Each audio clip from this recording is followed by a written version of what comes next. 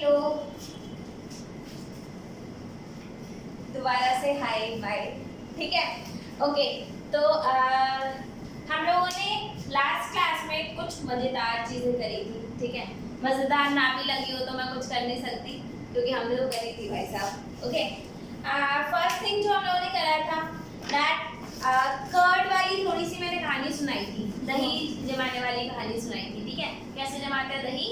सेजा डाल के, है ना। गलत, पहले लोटा लेके फिर सेजा डाल। और मैं क्या डालती हूँ? वो साइंटिफिक नाम, ओह माय गॉड, इनोकुलम, ठीक है। अच्छा एक बात बताओ, मान लो सिमर दही जमा रहा है, अगर कोई नहीं मान सकता, मान लो कल को मास्टर शेफ बन गया उसे मास्टर शेफ खाना बनाऊंगा खाने के बाद जरूर बस, ठीक है। तो और अब सिमर नया मास्टर शेफ बना है, कैसा नया मतलब आज बना है और आज फ्रेश एकदम।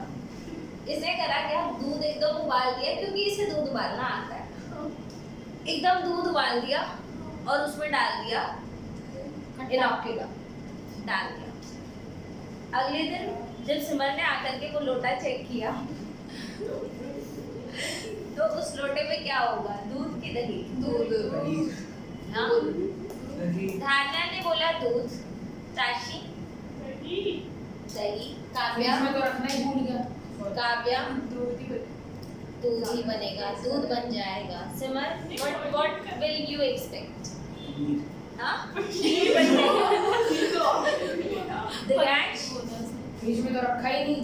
अच्छा, फ्रिज में रखने पे दही नहीं। अब सुनो, वो दूध का दूध ही रहेगा।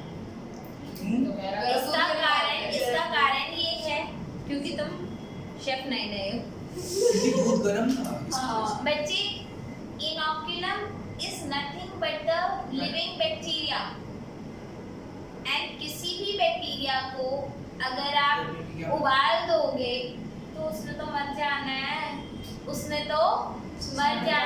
ठीक है। तो जैसे ही आपने अपना दूध उबलते हुए दूध में जैसे ही आपने डाला, ठीक है, तो वो दही नहीं जमा पाएगा, ठीक है, because it is a bacteria and it needs a particular temperature for its growth, for its reproduction, ठीक है।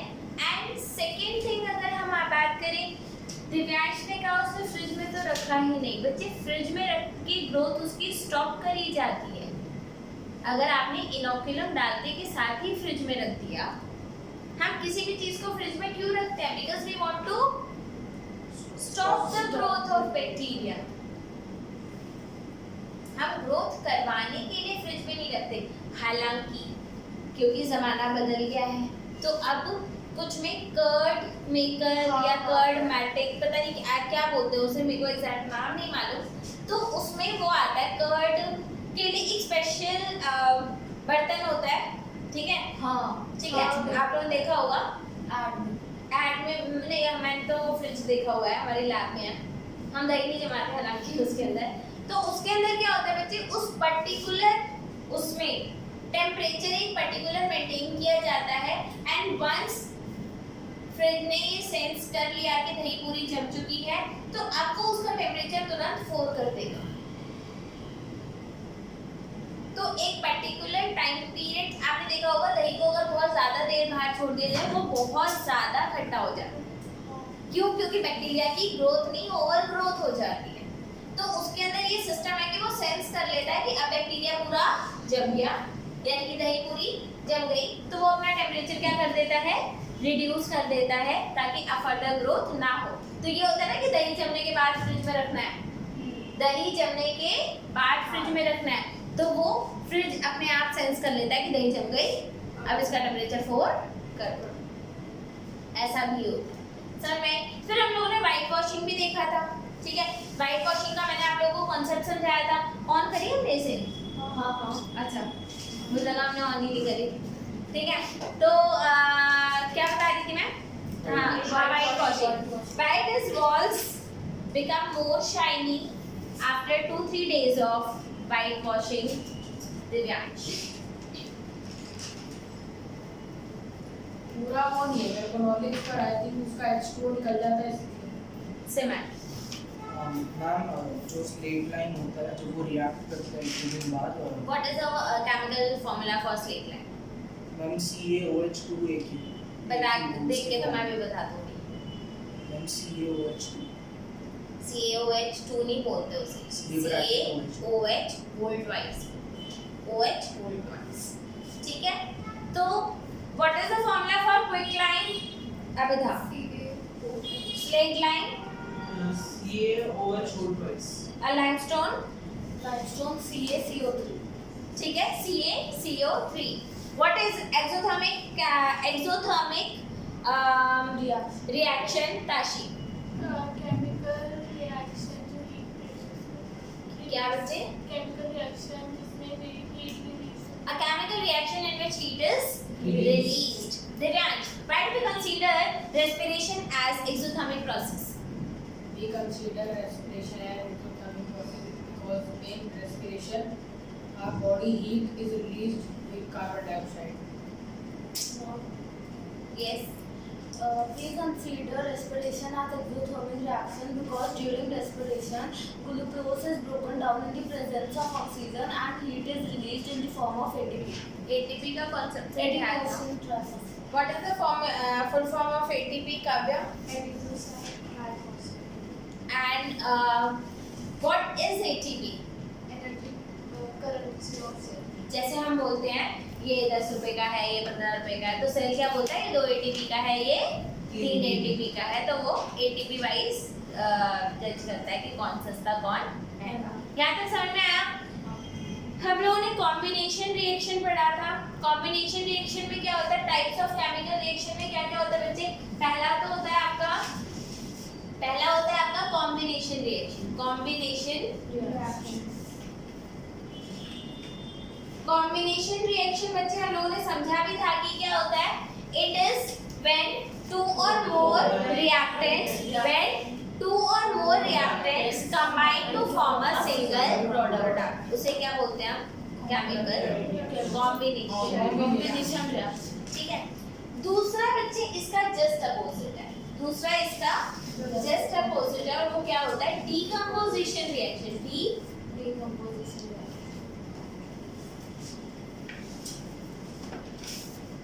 डीकंपोजिशन रिएक्शन उल्टा है भैया। अब इसमें क्या होगा? When one reactant will break down to form two or more products, ठीक है। So when one reactant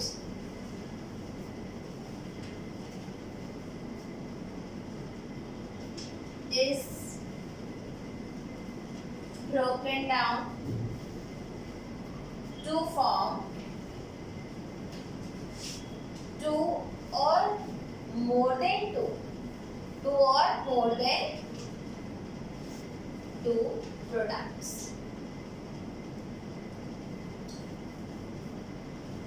आई बात समझ में? मैंने आप लोगों को बहुत बार बोला है हर रिएक्शन के साथ एक स्टोरी है, स्टोरी याद रखो। आई बात समझ में? आगे नहीं आई याद, ठीक है। अब आप लोगों को एक बात बताते हैं, ठीक है। देयर इज अ सॉल्ट जिसको बोलते हैं फेरस सल्फेट। एक सॉल्ट क्या होता है आपका? Ferrous sulphate, FeSO4.7H2O, FeSO4.7H2O। ये आपका फेरस सल्फेट है बच्चे।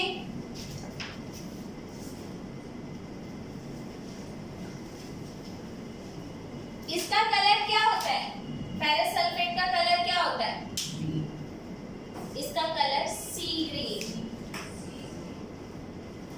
मुझे ये कलर बड़ा पसंद है, सच बता। I don't like green color, seriously, but it is sea green and I like it. किसी के पास फोन विद इंटरनेट की सुविधा?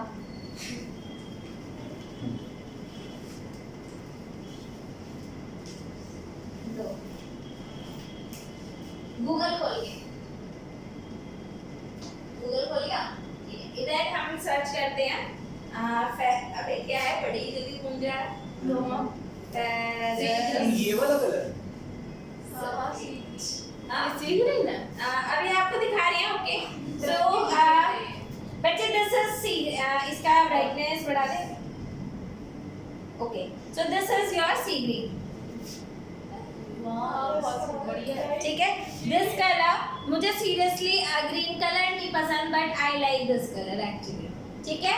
सो this is your ferrous sulphate. ये सॉल्ट मैंने अपने आप से देखा भी हुआ है एक्चुअली, हमारे लैब में होता है ये, ठीक है। Okay, so this is ferrous sulphate. आपने उधर ट्राई भी करोगे देखिए ये बता दूंगी, बहुत सस्ती होती है, ठीक है। ओके, एक्चुअली अब मेरा लैब आना जाना थोड़ा कम हो गया ना, पीएचडी खत्म, बस सबमिशन बाकी है, बाकी सब हो ही गया ऑलमोस्ट। हाँ जी, ये खाने लायक तो होता है ना? नेवर नेवर नेवर, हाँ भाई खा लियो। Never, okay. ये दिखने में और ग्रीन कलर और सी, और पता नहीं क्यों मैं इसमें कभी ग्रीन नहीं लिखवाती, मैं हमेशा सी ग्रीन लिखवाती हूँ, बिकॉज इस colour is actually not green, It's see. It's sea green, ठीक है। सी ग्रीन नहीं भी लगाओगी, इट्स ओके, कोई नहीं see. ठीक है। मुझे अच्छा लगता है, that's why I used to do that. Okay, sea green colour है इसका। अब again I am telling you कि इसका मैंने कलर क्यों दिखाया, जस्ट कि आपके दिमाग में एक स्टोरी बन जाए कि यस इट इज ठंडा लग रहा है। इसका टेम्परेचर बढ़ा देंगे अभी, ठीक है। बंद भी कर सकते हैं लेकिन बंद करके थोड़ा ऑड हो जाएगा, ठीक है। ये बात समझ में आई? क्लियर है? सी ग्रीन है, आप इसको हीट करना स्टार्ट करो। क्या करना स्टार्ट करो? हीट करना स्टार्ट करो। और आप यहाँ पे देख रहे हो, यहाँ पे बड़ी कैरेक्टरिस्टिक टाइप का पानी डाल रखा है, 7H2O, मतलब ना 8 ना 6 ना 5 ना 3, 7H2O। इसको बोलते हैं वाटर ऑफ क्रिस्टलाइजेशन। ये इसके साथ केमिकली एसोसिएटेड नहीं होता, फिजिकली एसोसिएटेड होता है। एंड जो इसका ग्रीन कलर है वो बिकॉज ऑफ दिस वाटर, ठीक है। इसको हम क्या बोलते हैं? Water of crystallisation. यही होता है 7H2। नहीं बच्चे, जैसे कईयों में 5H2 होता है, कईयों में 2H2 होता है, ठीक है। दैट इज जो आप डॉट करके लगाते हो उसे क्या बोलते हैं? Water of crystallisation. आई बात समझ में? आपने इसको हीट किया, once you are heating it will lose its water of crystallisation and it will become FeSO4 and exactly ये कलर वाइट कलर का हो जाएगा। It will lose its green color. It will lose its green color, ठीक है। On further heating, जब आप इसको further heat करोगे, ये बना लेता है फेरिक ऑक्साइड Fe2O3। ये क्या है आपका? Ferric oxide plus SO2 plus SO3। बच्चे SO2 भी आपका गैस है, SO3 भी आपकी गैस है, एंड ये ऑर्डरलेस गैस होते हैं, इनका कोई ऑर्डर नहीं होता। ये बात समझ में आई? एंड ये बच्चे क्या, अगर पॉज कर दूं?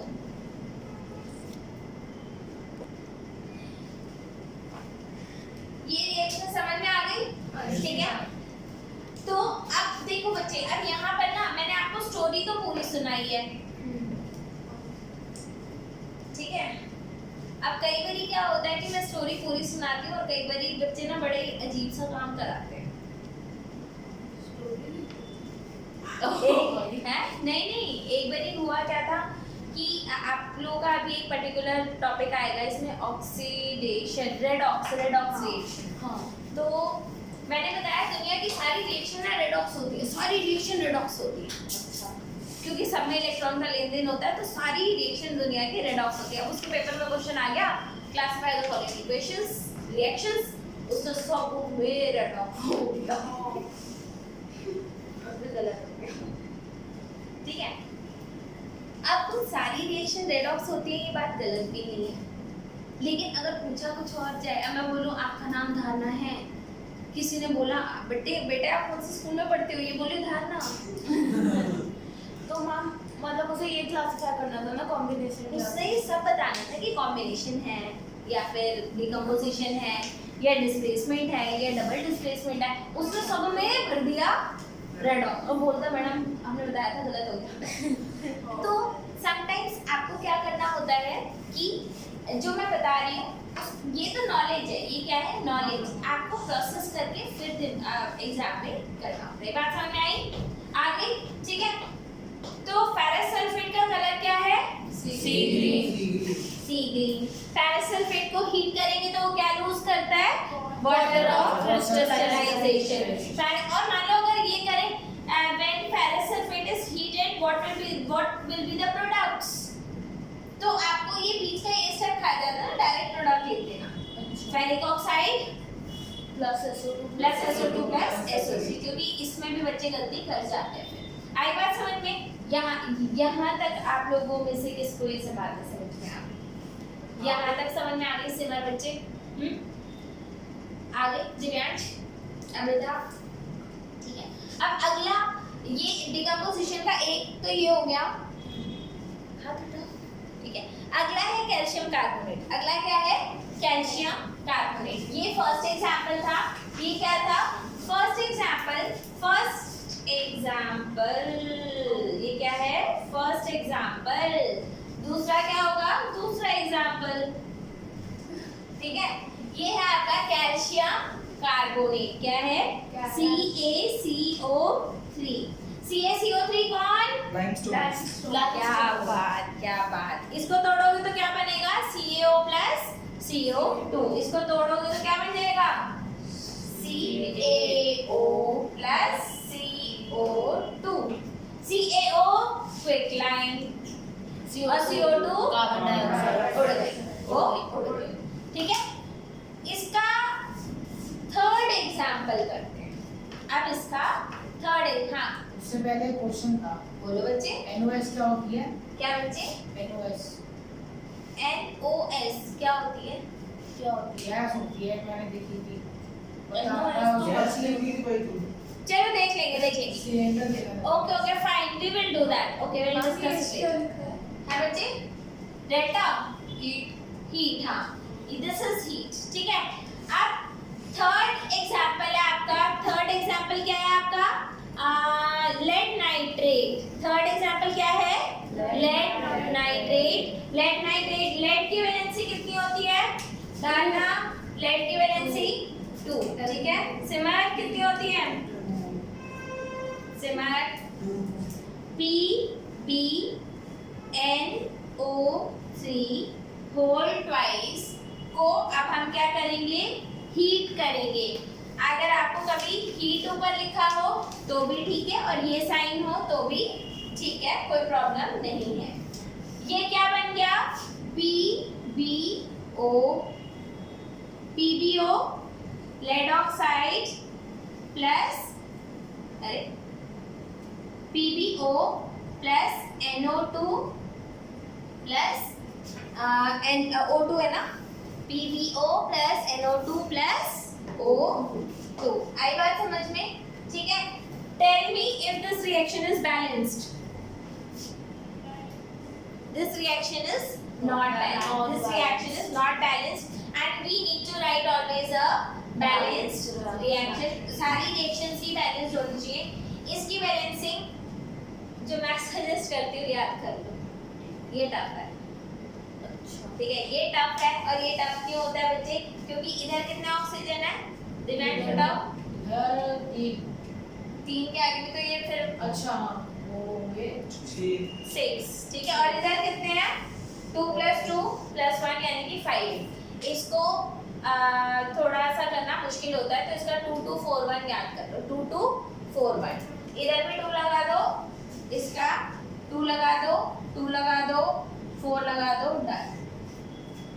सिर्फ एक इसी रिएक्शन के लिए मैं बोलती हूँ कि याद कर लो, ठीक है। बाकी सब अपने आप करना है, बाकी इतने टफ नहीं होते।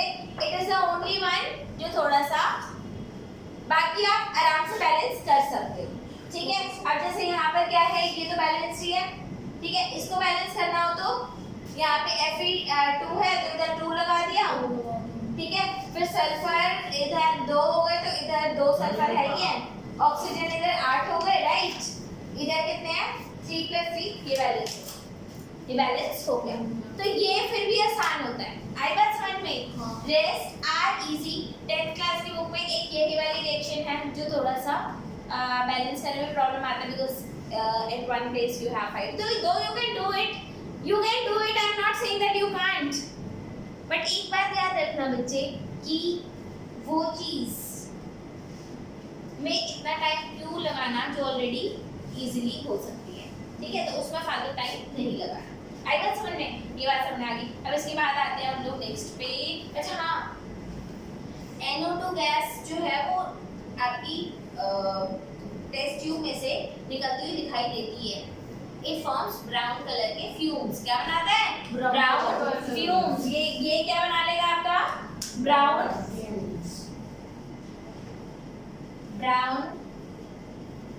फ्यूम्स देखे हैं? अरे भाई देखे होंगे ना, वो क्या बोलते हैं उसको, जब आप लोगों ने टीवी में साइंटिस्ट देख रहे होंगे, ये टेस्ट ट्यूब लेके धुआं उड़ा रहे होते हैं टेस्ट ट्यूब में से, ठीक है? उन्होंने जैसे बॉटल खोली, ले धुआं होता है ना, ठीक है? दोज आर कॉल्ड फ्यूम्स, और इसमें फ्यूम्स निकलते हैं। अब मान लो आपका पेपर में क्वेश्चन आता है that a lead containing compound A when heated it forms brown fumes, ठीक है? Let's say B, identify A and B. तो lead containing compound क्या था? lead nitrate। और B क्या था? नाइट्रोजन ऑक्साइड, ठीक है? ठीक है, समझ में आया? यहाँ पर ये बात आप लोगों को समझ में आई या नहीं आई? बताओ। तो डिकम्पोजिशन में, अच्छा यहाँ पर एक बात याद रखना बच्चे कि तीनों ही केसेस में आपने अपने रिएक्टेंट को हीट किया था। तीनों ही केसेस में आपने अपने रिएक्टेंट को हीट किया था, और हीट करने का मतलब ही क्या होता है कि अच्छा ये आपका रिएक्टेंट टूट रहा है इन प्रेजेंस ऑफ हीट, ठीक है?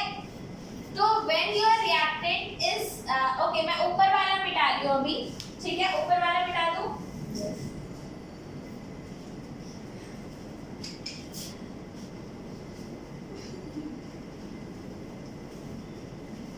ये लेक्चर वाला भी पोर्शन अभी हटा दूं? Yes ma'am. ठीक है, क्योंकि अब तक तो हमें पता चल चुका है कि ये लेक्चर 2 है, ठीक है? अब आप इधर देखो बच्चे, तो आपका कॉम्बिनेशन रिएक्शन ये दिख रहा है? यस। ओए कॉम्बिनेशन तो लिखना ही नहीं, डिकम्पोजिशन लिखना है ना।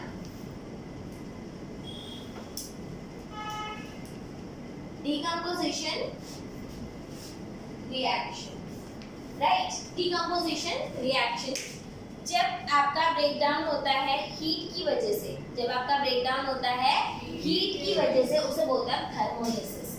तो पहला आपका क्या हो गया? थर्मोलिसिस, ठीक है? थर्मोलिसिस क्या होता है? ब्रेकडाउन ड्यू टू हीट या ब्रेकडाउन बिकॉज ऑफ हीट। जब आप हीट कर रहे हो और वो टूट रहा है, ठीक है? दूसरा होता है बच्चे आपका इलेक्ट्रोलिसिस,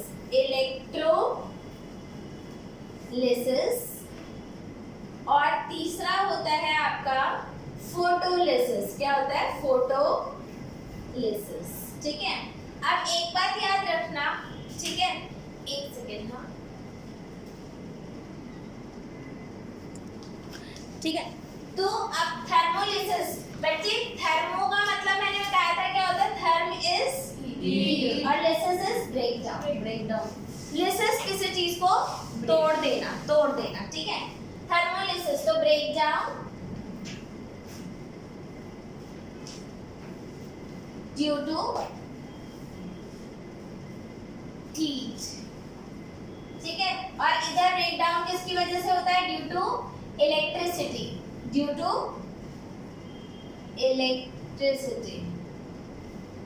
ठीक है? और इधर फोटो मतलब क्या होता है? लाइट पीरियड, सनलाइट, तो सनलाइट की वजह से। तो आपके तीन कौन से रिएक्शंस हैं? पहला क्या है? थर्मोलिसिस, यानी break down of reactant in presence of heat, ठीक है, या ड्यू टू हीट, ठीक है।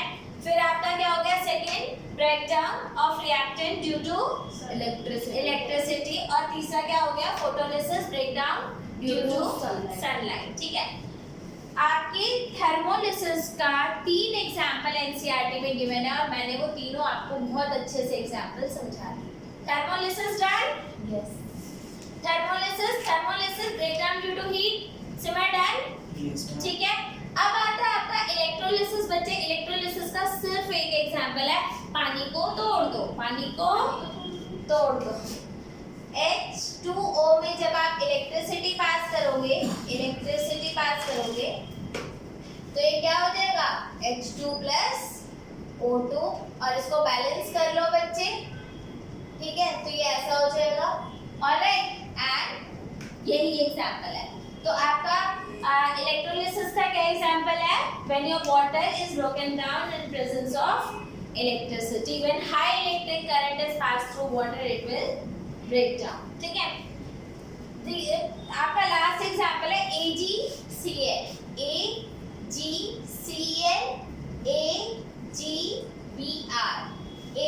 Silver, silver chloride and silver bromide, ठीक है।